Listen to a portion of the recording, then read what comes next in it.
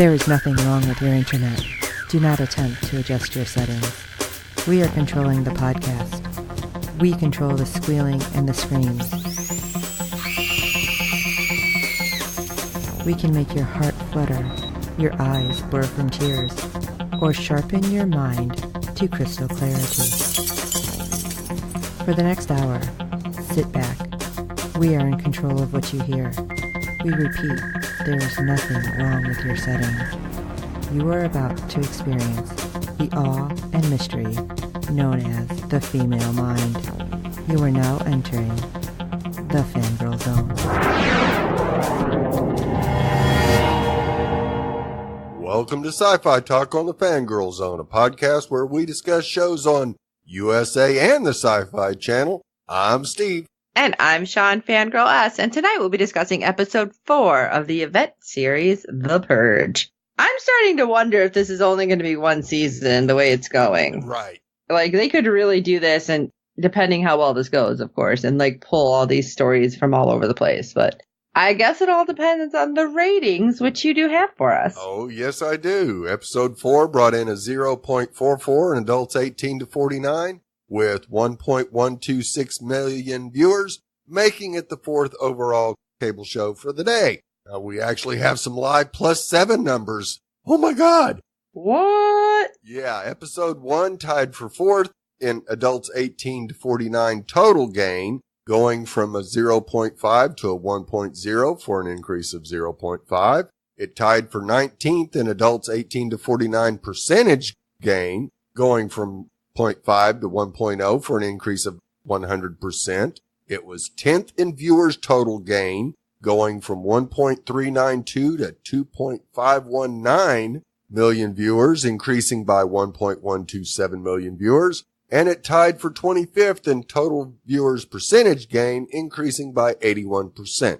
Not too shabby. Now, I'm really wondering if the Live +7 counts both now. Right. Because on my DVR, because I have it on there, mine is showing up under SyFy, not Right. USA. So, yeah, these numbers are weird. Yeah. They don't explain it at all on their report either, so.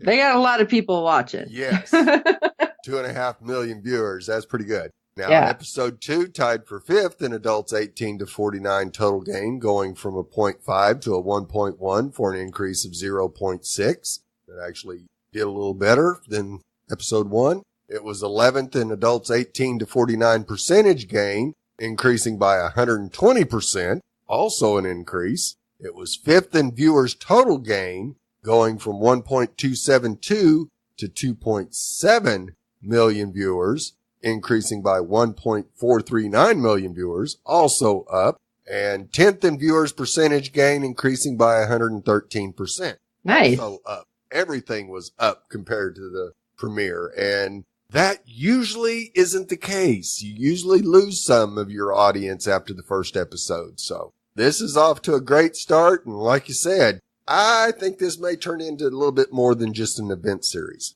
Yeah, I'm thinking we're going to get more stories. I mean, think about it. They can do all sorts of stuff. They can go from the perspective of actual purgers next. Right. You know, why they did this. And Yep. Yeah, there's a whole lot of story that can be explored in this universe, that's for sure. yeah, different time frames and Got into the NFFA yet. right. Yeah, there's a lot. Yeah. Oh my gosh. Okay. Shall we jump into episode 4, Steve? Let's do it. Release the beast. Jane must leave the office. Lila consoles Jenna, and Penelope is thrust into the carnival of the flesh. Okay. Why does Jane have to leave? I'm And- thinking that's probably because somebody didn't pick up their phone. And poor Penelope. Yeah, that just did not work out well at all. Yeah, the more I'm getting this, the more I'm thinking bigger picture. Yes, the leader really is making some kind of bank on this. Yeah. If she has a certain route every year, yeah, these people know what's going on. Yeah, absolutely. So we'll start with Miguel and Penelope. After missing his sister on the bus, Miguel heads back to the bar for more help from Pete the cop. I was surprised he was going to get help. Yeah, me too. Pete makes that one comment about every year I think I'm going to go numb, but something happens every time. And apparently Miguel is his something happening this time. So he steers him towards Rex the cowboy. Pete the cop, Rex the cowboy, Miguel the Marine. I mean, what's going on? No last names. Yeah, something about that safe place. Yeah. So Rex agrees to take Miguel to the Carnival of the Flesh. Which this was really interesting. I don't know if you felt the same way, because Pete looked kind of scared about it. Like, yeah, oh, crap. He didn't want anything to do with that place. Right. And I'm like, uh-oh, this must be some serious bad news. Yeah. Yeah, because Pete really didn't want to, but he finally agrees to go ahead and take Miguel. Now, of course, on the ride, they almost kind of have a friendship going there, because he asked Miguel what he wants to do with his life. And right. It was interesting, like the whole back and forth. And then when he said one purge night, I just made the money I needed. And I'm like, how? Yeah. Like that was just kind of in there wiggling around in my brain. Like, hang on. Yeah. This, what? Yeah. And then we kind of find out. Yeah.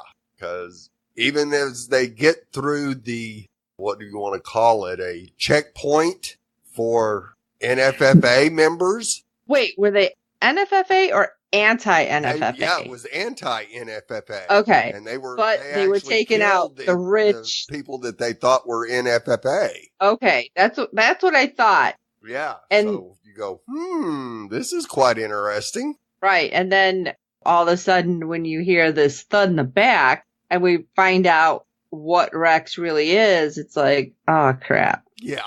Let's hope Miguel doesn't end up in the back of the truck, too.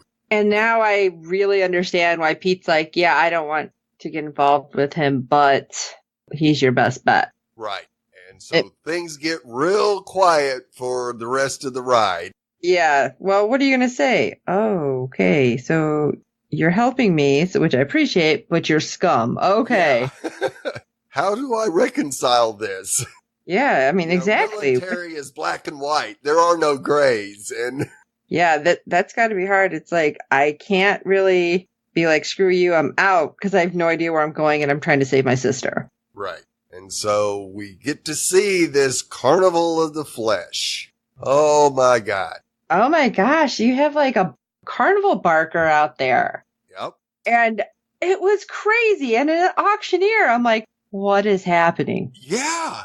This is insanity. Just any kind of way you want to kill somebody. You can throw axes or shoot. But the setup, when you had like the witch trials so that you can burn people at stake, which, okay, first of all, that's going to smell horrible. Yeah. But just all the different ways. And I'm like, this is seriously messed up. Yeah.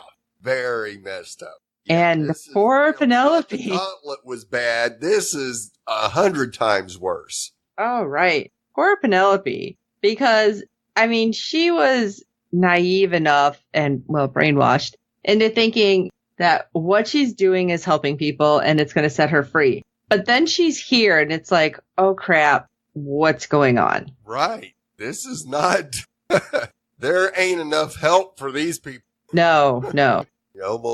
It gets a very cattle slaughter feel to it. Yeah, because they're like in a pen and being pushed towards the front. Right. And it was weird because she ends up, I guess, meeting a woman inside. Right. And that woman, I don't know, hard times, whatever, because these people are obviously not going there willingly. Right. But she's like, screw that. I'm going out on my terms, not on these creepy people's terms. Yeah, absolutely. Because there's no telling how you could be killed in there. Right. It could be quick or it could take forever. Oh, God. Yeah. It just gives me the creeps thinking about what some of them are doing. And then I really feel like it does get worse because then when it's her turn, the bid goes up pretty high. What was it? 2,000. Yeah. It's like $2,000. It's like, wow. And it turns out it's her drug dealer. I'm like, yeah. Wasn't he the one who checked her out of rehab? Yes. So he's pretty much the one who probably got her into the stupid cult anyway. Yep. And now he's going to torture her or whatever. It's like, Because Penelope was not cool. I think if it was anybody else, she'd have dealt with it. Right. Because she's doing her little chant. But when she's seen him, she lost it. Yeah. There's some backstory there we don't know, but it's not good for Penelope. Let's just put it that way. Definitely not. Hopefully Miguel can get inside and find her before she gets taken away. And I'm hoping, but again.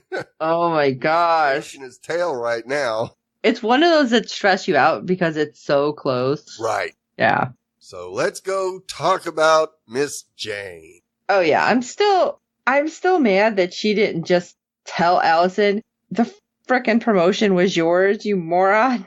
Right. Yeah, but she basically loses it. Yeah. But then so does Allison. Oh yeah. Yeah, they both, the stone cold facts finally hit both of them that, yeah, he's dead. Right. Yeah, and when Allison has her breakdown, she's like, did he have a family? I didn't know. He never talked about it. And then there you go with Jane. Everybody has a family. And I was waiting for her to be like, you stupid ass.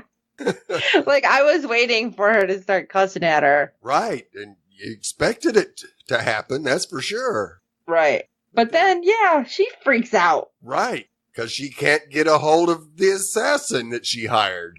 Well, I thought the whole point was she wasn't going to have any contact. I mean, didn't she say that there was no contact till everything's over? Yes. And why Jane thought that she would answer her phone, I don't know. I guess it's just... You're so used to people answering, that she just forgot all the rules of the contract. Right. And the purge, apparently. Right. Because she just heads out of the building and down a very deserted street. Yeah. Or so she thought. And that was creepy, too, because it's like, all right, how did you get there? Don't you have a car? Maybe don't walk. Right. First of all. Second point here. Yeah, you're hearing something because you know stuff's happening in these buildings and behind you. A door was closed, suddenly it's open, then you hear the cat, dog barking. It's like, all right, dude, you maybe need to move your ass. Yeah. Ditch those high heels and run. She is wearing flats. I noticed she changed into them once she got in there. Okay. Well, got into the office originally, so I thought that was weird, but okay. Yeah. Normally you wear flats in or something and then change into heels, but she was opposite that. Right. But yeah, maybe move, not walk so super slow. Right. With only a hammer. Now, granted, that may have been the only thing down there that she could find, but still. Yeah. Use the hammer to break off something bigger. Something. Go back up, talk to your guards, and be like, I have to leave. Do you have an extra gun? Right. Something. Yeah. Take one of those semi-automatics. Right. Be like, do you mind? Can I borrow one? Thanks. But of course, she gets overpowered. What was with that dude? He had like cuts all over. Right. He was creepy. Oh, yes, he was. He definitely looked like he had probably been in a few scrapes already since Purge Night started. Now, more than likely, they were women. That would account for all the scratches on his face. Oh, see, I was thinking he was just like this weird guy that like cut himself like that to make him look even creepier than he is. That could be it too, because it was like all on his clothes, like all the cuts and stuff. It just seemed too uniform. Right. To me. Right. But then I was like, I was like, ew, this guy is weird. Yeah. And then, of course, he makes her swallow some red liquid, and that can't be good. Until what happens in a minute, I thought it was glue. Huh. Like, I thought he was trying to glue her mouth shut. Wow. Okay. I was like, holy cow, what's he doing? Yeah, I was freaked out. Yeah, that would be pretty creepy. But that'd be one way to keep her from screaming. Yeah. Wow. Yeah, that's where I went with it. Then all of a sudden an RV pulls up and I thought you were going to get run over. Yeah. Was not expecting what came out of it, but 3 women armed to the teeth come out and save Jane from the man. Yes. And when they get her on board, and they're explaining everything and they're having her throw up, basically, I think they gave her Ipecac to throw it up. Right. That's what I'm like, okay, so it's not glue. He wasn't trying to Right. Because the way it looked, because he was like holding her nose and not touching her mouth, that's why I was thinking it was glue or something. But I'm like, okay, so it is some weird drug. Yeah. Yeah. It's like, no telling. But, okay, Jane, I know you're a bit distraught with everything that's going on right now, but they helped you. They gave you the stuff to get the drug out of your system. You're really going to hand her the bag of puke? Yeah. I mean, I'm like, really? What the hell is wrong with you? Yeah. That was gross. But please tell everybody about the women, because I thought this was interesting too. Absolutely. They are the matron saints. They go around on Purge night protecting women from a sexual assault and death.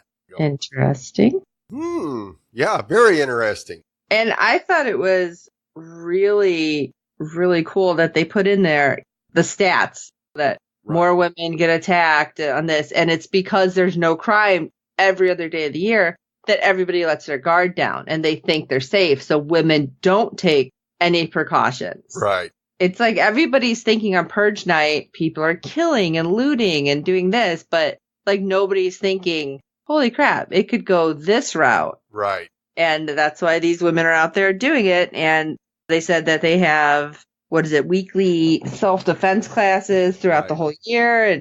And I'm like, okay, you know what? This is a side that we've never seen. Right. So I kind of like the way that they were going with that. Oh, absolutely. We're actually seeing hints of people that are basically fighting back against the Purge. Yes. You have the ambulance crew, you've got the masked stranger, and you got the matron saints. The masked stranger, I'm still in a big question mark. But yeah, but this, and then, all the anti-NFFA people, and little pieces, you see it. So even though this should be not really super early on, it's about 20 years, I think Miguel said, right? Right. So 20 years in, because he was an OMS. Yeah, the OMS. What is it? Yeah, thank you. I had to think about that. Make sure there's way too many acronyms in here.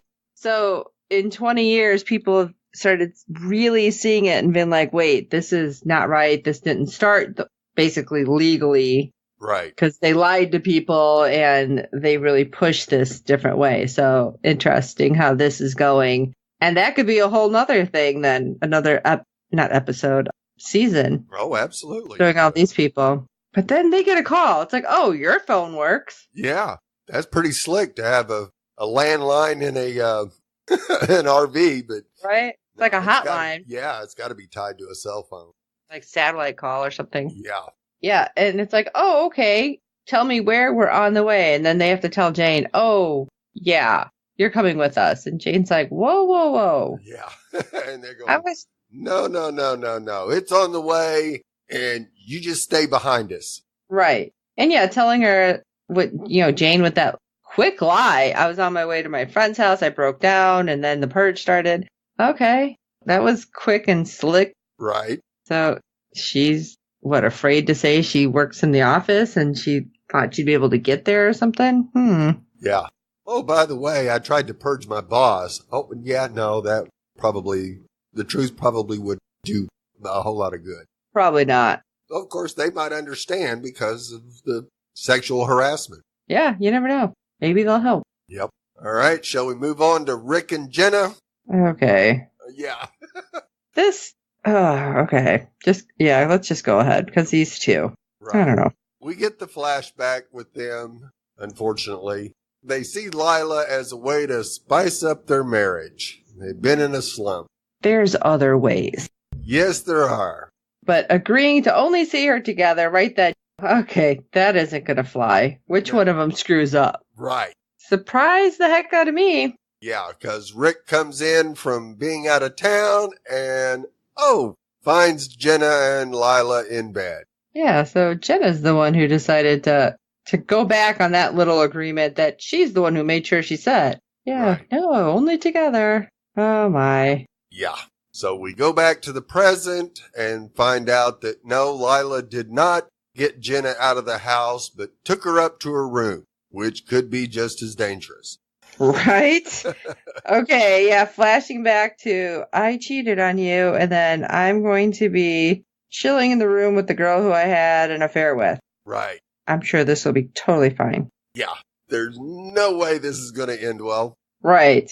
And of course, Lila admits all these feelings for Jenna and wants to help raise the baby. And you don't even have to leave, Rick. Okay, this is going to go great.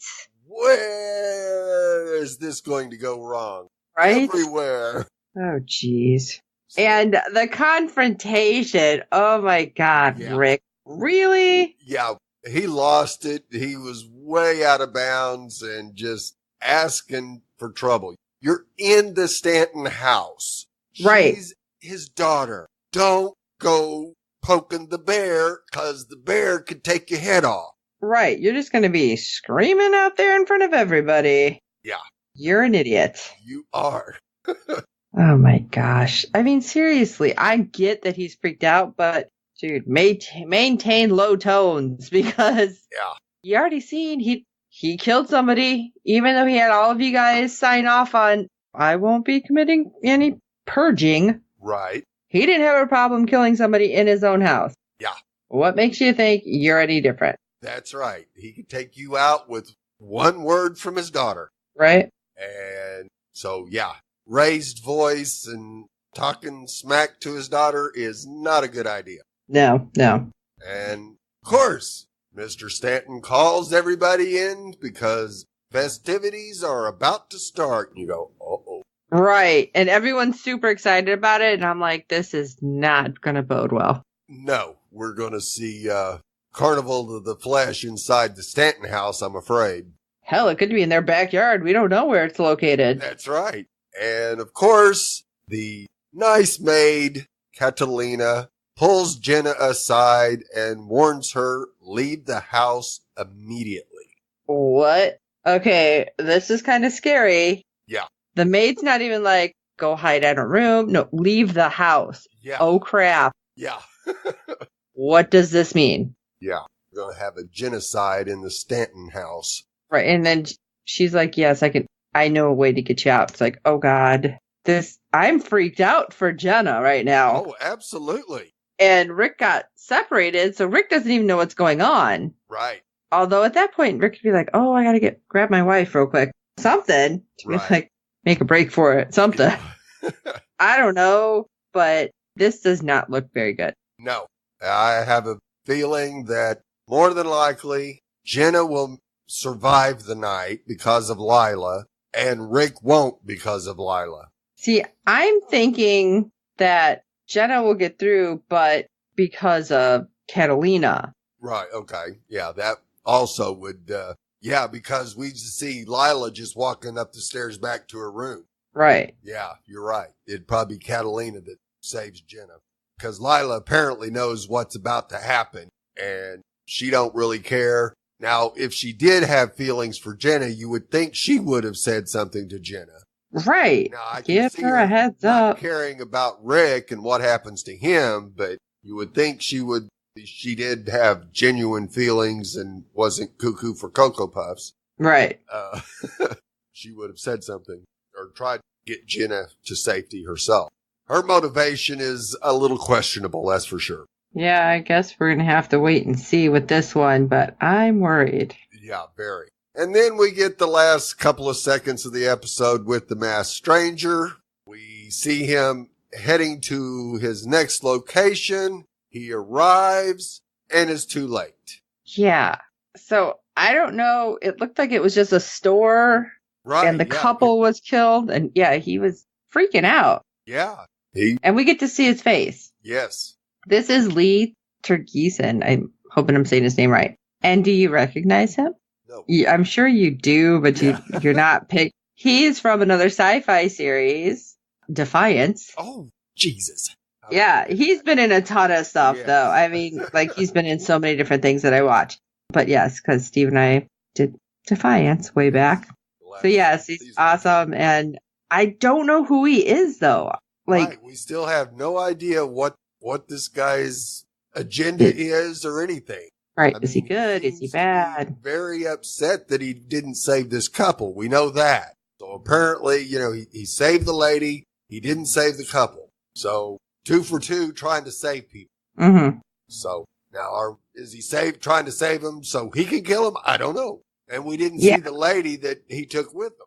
I'm assuming she's in the back of the truck, just Or he dropped cowering. her off at a safe zone somewhere. Yeah, maybe. I don't know. It's weird. Yeah. Because we don't know what he's doing and his motivations or anything. Right. So he could be the Purge vigilante. Right. So I guess we'll find out. Sooner or later. Yeah. I have a feeling it's going to be later for this, though. For this guy. Right. Well, wow. Yeah. There was a lot going on and like all this craziness. So what do you guys think about the show? Shoot us an email at SyFy Talk. That's SYFY talk at fangirlzone.com. Let us know what you think. Let us know any theories. What do you think the masked stranger is doing? Is he good? Is he bad? Who knows?